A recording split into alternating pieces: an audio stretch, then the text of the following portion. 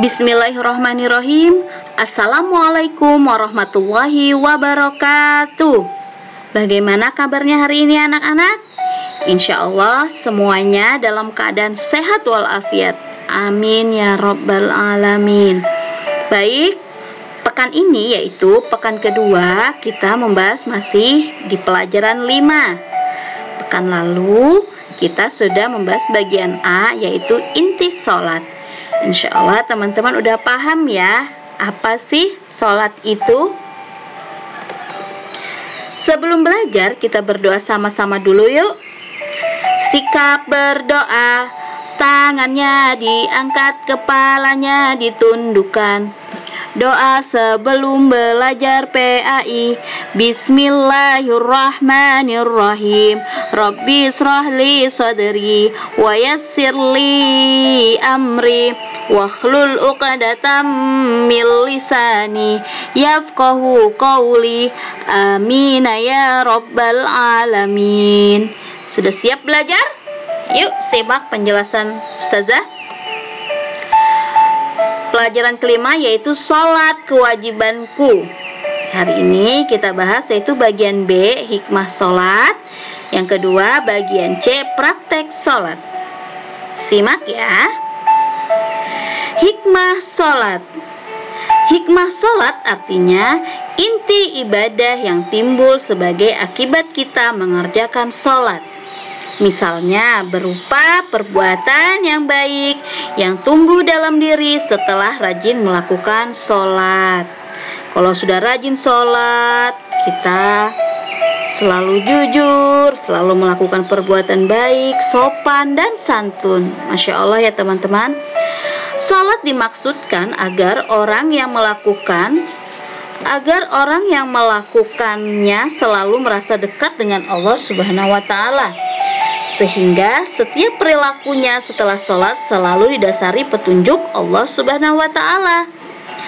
Jika seseorang jarang mengingat Allah Subhanahu wa Ta'ala, biasanya akan berbuat sesuka hatinya. Namun dengan sholat seseorang akan berbuat sesuai petunjuk Allah. Jadi yakin apa yang kita lakukan ini, ketika kita rajin melakukan ibadah sholat, maka itu sudah diatur oleh Allah atau diarahkan oleh Allah atau diberi petunjuk oleh Allah Subhanahu wa Ta'ala. Insya Allah teman-teman rajin sholat ya. Contoh hikmah sholat. Bagian A, selalu mengingat Allah Subhanahu wa Ta'ala, rajin melaksanakan sholat, banyak mengingat Allah Subhanahu wa Ta'ala. Bagian B, yang kedua, mendekatkan diri kepada Allah Subhanahu wa Ta'ala. Sholat merupakan sarana untuk mendekatkan diri kepada Allah Subhanahu wa Ta'ala. Dengan sholat kita ingat akan dekatnya Allah Subhanahu wa Ta'ala kepada kita, sehingga akan semakin mendekatkan diri kepada Allah Subhanahu wa Ta'ala. Selanjutnya, disiplin waktu. Jadi kalau kita melaksanakan sholat, kita akan disiplin waktu. Orang yang sholat tepat waktu selalu menggunakan waktunya dengan baik. Yang keempat, hidup bersih. Syarat sah sholat harus bersuci. Orang yang sholat hidupnya selalu bersih. Selanjutnya, hidup tertib dan teratur. Sholat memiliki rukun yang tertib urutannya. Sholat mengajarkan agar hidup tertib dan teratur. Selanjutnya, bersikap rendah hati. Dalam sholat,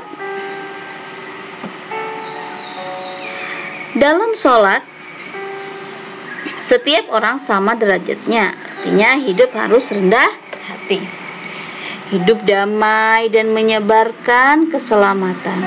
Sholat diakhiri dengan salam, mendoakan orang di sekitar kita diberi keselamatan dan keberkahan dari Allah Subhanahu wa Ta'ala. Selanjutnya, hati menjadi tenang dan tentram. Orang yang sholat akan terhindar dari sifat gelisah, hatinya tenang dan hidupnya tentram. Dan yang terakhir, membina kebersamaan, persatuan, dan persaudaraan. Salat berjamaah akan membina rasa kebersamaan, persatuan, dan persaudaraan. Masya Allah ya teman-teman, banyak sekali hikmah salat itu. Jadi kita harus rajin melakukan salat. Nah, sekarang bagian C yaitu praktek salat. Bagian C yaitu praktek salat. Secara bahasa, salat artinya doa. Sedangkan secara istilah, salat adalah serangkaian ibadah yang berupa gerakan dan ucapan tertentu yang dimulai dengan takbiratul ihram dan diakhiri dengan salam.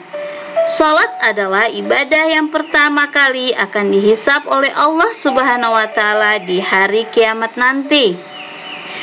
Nilai ibadah salat kita tergantung pula dengan pemahaman atau ilmu kita tentang salat. Orang yang sholat 2 rakaat dengan ilmu lebih baik daripada orang yang sholat 100 rakaat tanpa ilmu. Paling tidak kita mengetahui mana rukun sholat dan mana sunnah sholat. Berikut ini penjelasannya. Jadi kita harus tahu yang mana sih rukun sholat, yang mana sih sunnah sholat. Yuk simak lagi penjelasan Ustazah. Rukun sholat. Nah, rukun sholat adalah sesuatu yang harus ada atau dikerjakan ketika kita sholat. Jadi itu wajib ada. Apabila tidak ada atau tidak dikerjakan, maka sholat kita dianggap tidak sah teman-teman. Dan rukun sholat itu ada 13. Yang pertama, niat. Yang kedua, berdiri bagi yang mampu. Yang ketiga, takbiratul ihram. Yang keempat, membaca surah Al-Fatihah. Yang kelima, ruku dengan tumakninah. Yang keenam, i'tidal dengan tumakninah. Yang ketujuh, sujud dengan tumakninah. Yang kedelapan, duduk di antara 2 sujud atau iftirash dengan tumakninah. Kesembilan, duduk tasyahud akhir. Kesepuluh, membaca doa tasyahud. Yang ke-11, membaca salawat atas Nabi Muhammad SAW. Ke-12, mengucapkan salam ke kanan dan ke kiri. 13, tertib, dilakukan berurutan. Jadi sholat itu dari 1 sampai 13 itu harus urut.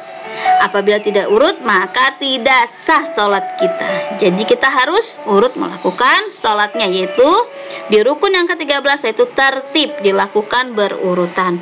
Nah teman-teman, sekarang sunnah sholat. Nah sekarang Ustazah mau ngasih tahu kalian apa saja sih sunnah sholat itu. Sunnah sholat adalah sesuatu yang apabila dikerjakan itu mendapatkan pahala. Apabila tidak dikerjakan, sholat kita tetap sah. Nah, jadi kalau tidak dikerjakan tidak apa-apa. Apabila dikerjakan kita mendapat pahala. Kalau tidak dikerjakan juga sholat kita tetap sah.